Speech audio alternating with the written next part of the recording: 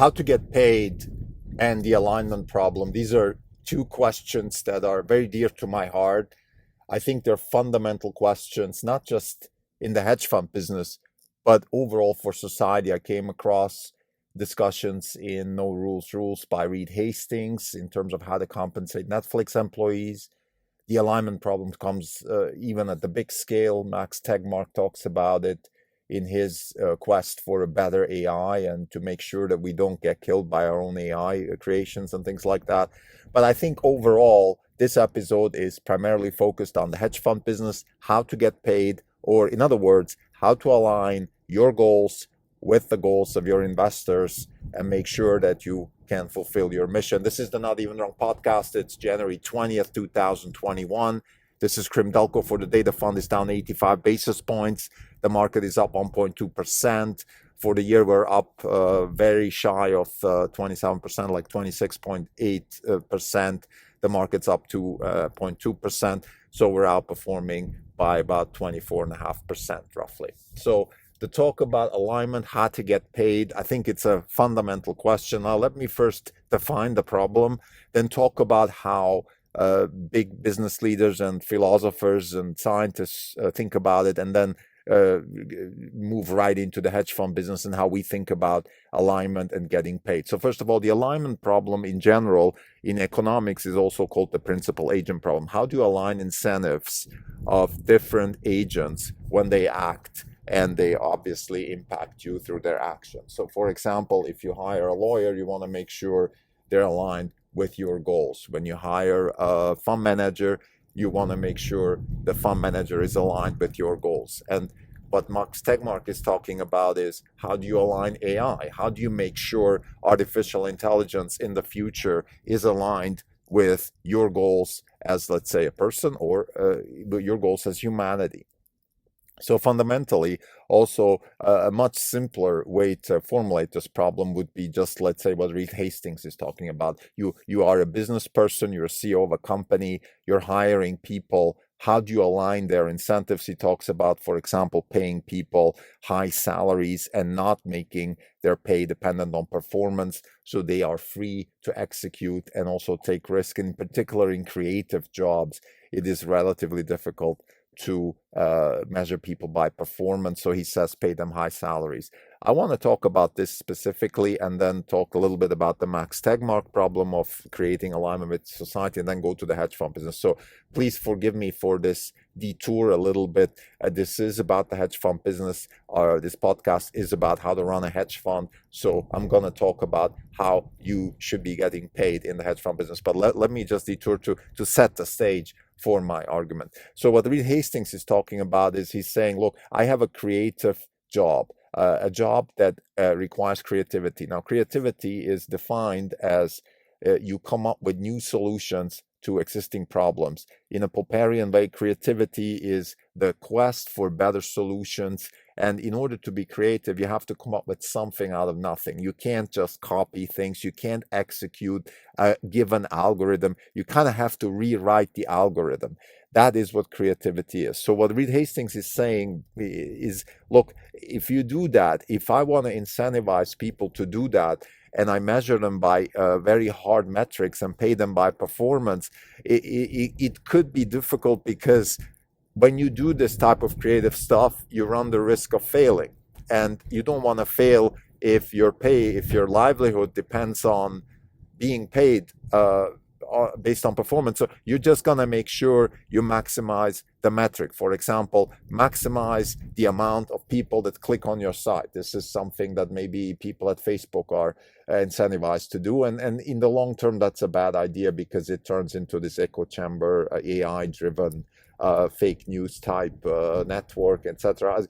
Anyway, I don't want to go into Facebook here, but I'm just saying it's very dangerous to be performance driven in creative jobs. Imagine if Picasso was driven, if Picasso was paid by the amount of paintings that he can paint within a month or something. I mean, it would make no sense, right? So creativity, of course, is something very difficult to tell. It's very intangible in a sense. If we knew what it is, we could program it. So we don't know what it is. So the only way we have is the Popperian process of continuously criticizing existing solutions and trying to come up with new solutions.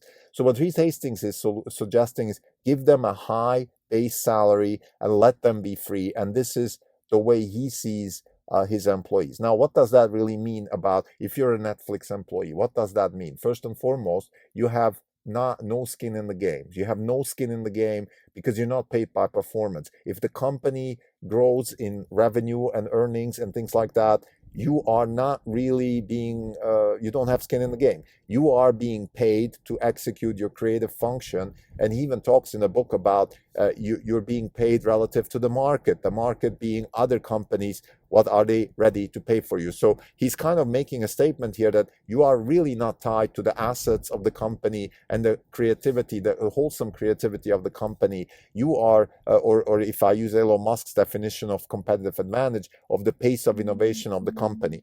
You are not in that process of increasing the pace of innovation because that is what grows the value of the company. And you are not participating in the growth of the value of the company because you're getting a high base salary. Now, I don't know if that base salary includes stock, and then it gets a little bit more complicated, but fundamentally, an employee that is a creative employee is not supposed to have a skin in the game. This is what Reed Hastings is saying, and I'm disagreeing with that. I think you've got to have skin in the game. Otherwise you're just some sort of, there's no difference between you and the secretary at the reception desk or something. I don't care what you call yourself, VP of digital marketing or something like that. If you don't have skin in the game, you're not aligned with the real purpose of the company, which is to grow value. Well, you might say maybe that's not the purpose of the company, and that's a good point. Maybe the purpose of the company is actually not to become more valuable. Maybe the purpose of the company is something else. But in the current system of capitalism and Wall Street, it's difficult to have an impactful company that is not also valuable. So I want to fall back to 0 to 1 and the ideas that Peter Thiel is propagating. He's talking about uniqueness, creating a monopoly of yourself, bringing a very unique thinking structure to the place, and then grow a business around there. If you have a business like that, you are creating a monopoly. This is the key. You are creating a monopoly, a legal monopoly, of course, that grows in value. Here, your alignment is with the value of the company, and you should be paid according. And I think I see ourselves a lot more in that realm. And therefore, I believe that the right way to be paid as a hedge fund manager is to get a carry fee. That means you get 20% of the profit. This is how we get paid, and this is the alignment right there. The alignment is that you want to grow the value of the assets. The purpose of Orange Capital Partners is to generate wealth by investing in fundamentally new concepts and engineering practices with large impact. So the purpose is to generate wealth.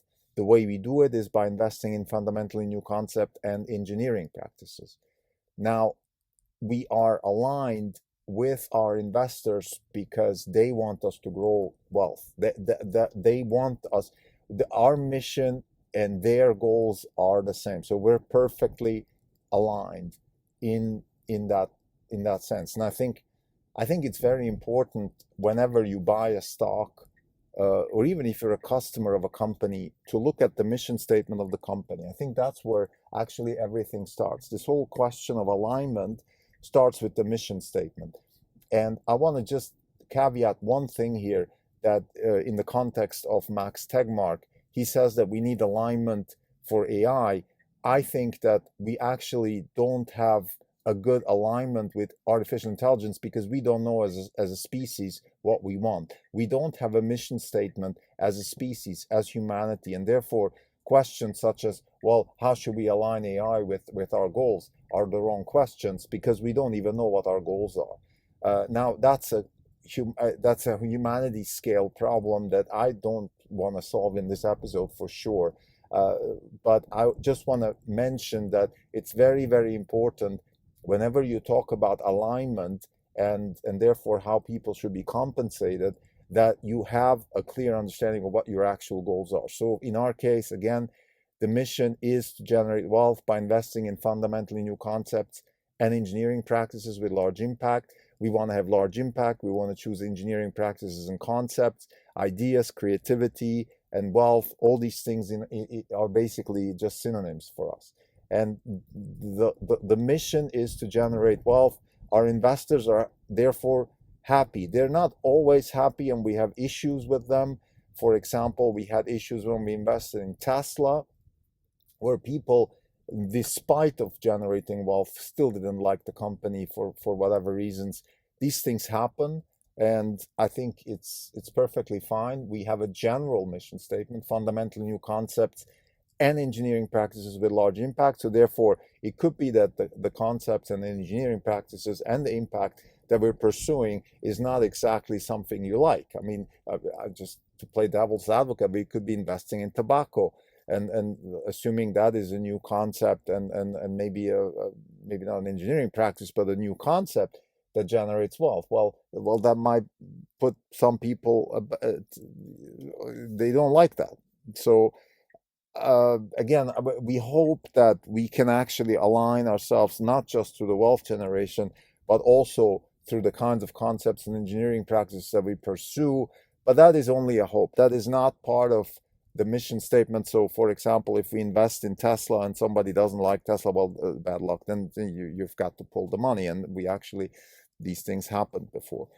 So, to summarize here, what is the alignment problem? The alignment problem starts with the mission, and the mission is really what's the purpose of your fund, let's say, of your business, of your existence, or God no. I mean, you can obviously keep this very broad, but the mission, then comes the alignment. So with us, if your alignment is along the lines of generating wealth, but then you should be compensated as a proportion of the wealth you're generating. For example, I could be compensated by the number of ideas I have. I could be compensated by the number of clicks I have on my website. I could be compensated as a fixed percentage fee of assets. These are all ways to compensate me as a hedge fund manager, but they would not align myself with my mission and my investors. If I'm compensated by the number of clicks I get on my website, well, that had nothing to do with my mission, and my investors don't care how many clicks I get. So I'm just putting out these points to make clear that it's very important to have the right pay structure, because the pay structure defines the incentives, and the pay aligns you with the mission.